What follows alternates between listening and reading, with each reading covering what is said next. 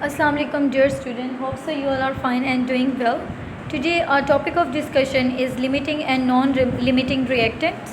As you'll know कि अगर कोई चीज़ हमारे पास फॉर एग्ज़ाम्पल बर्गर्स हैं और हमारे पास एग्स हैं, तो क्या होगा अगर बर्गर्स हमारे पास कम हैं और एग्स हमारे पास ज़्यादा हैं, तो सैंडविचेस हमारे पास कुछ ही बनेंगे क्योंकि बर्गर्स हैं कम और एग्स तो ज़्यादा हैं। एग्स अब सैंडविच तो नहीं बना सकते ना एग से, तो बर्गर्स कम होने की वजह से जो है वो लिमिटेड थे बर्गर्स, इस वजह से उसकी जो हमारे पास अमाउंट थी वो ख़त्म हो जाएगी, ठीक है, क्योंकि वो कम है तो वो लिमिटेड थे, उसको हम लोग लिमिटिंग रिएक्टेंट कहेंगे।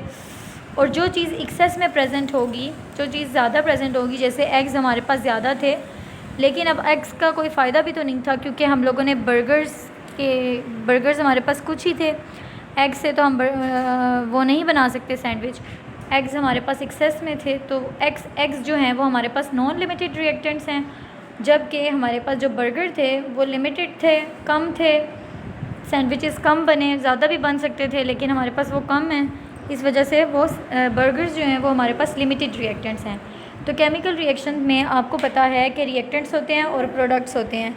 रिएक्टेंट्स में से कोई ऐसा रिएक्टेंट होगा जो कि कम प्रेजेंट होगा।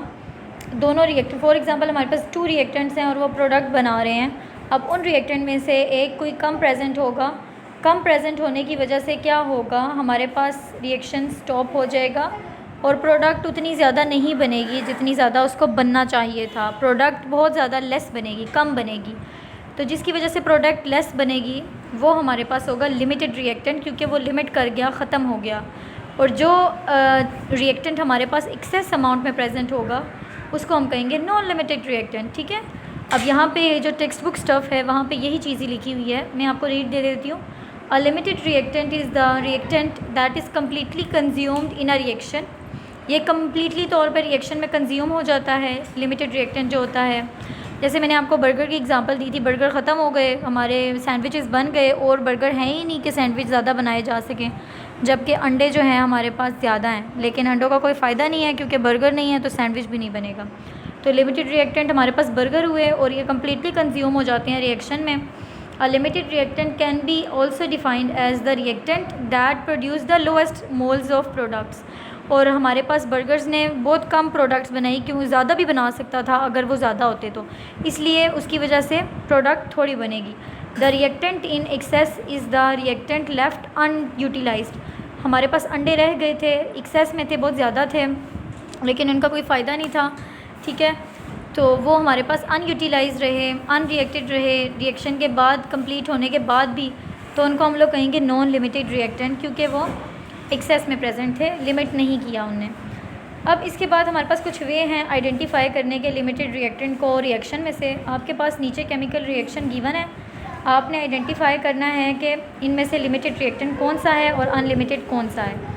आपको पता है स्टार्टिंग वाले एरो से पहले वाले रिएक्टेंट्स होते हैं और एरो के बाद वाले प्रोडक्ट होते हैं। अब आपको जो रिएक्टेंट नज़र आ रहे हैं इन दोनों में से कोई ऐसा रिएक्टेंट होगा जिसकी वजह से प्रोडक्ट कम बनेगी और रिएक्शन स्टॉप हो जाएगा और कम प्रोडक्ट्स बनेंगे। ज़्यादा भी बन सकते थे लेकिन कम होने की वजह से, लिमिटेड होने की वजह से, उस रिएक्टेंट की वजह से प्रोडक्ट थोड़ी बनेगी, ठीक है। तो according to balance chemical equation आप देखेंगे बैलेंस केमिकल इक्वेशन में कि 2 मोल्स हाइड्रोजन के 2 मोल ही वाटर के बना रहे हैं, ठीक है, यानी कि जितने हाइड्रोजन के हैं उतने ही ज़्यादा वाटर के हमारे पास नंबर ऑफ़ मोल्स बन रहे हैं, यानी कि अगर हाइड्रोजन 10 भी होते तो 10 ही हमारे पास वाटर के मोल बनते।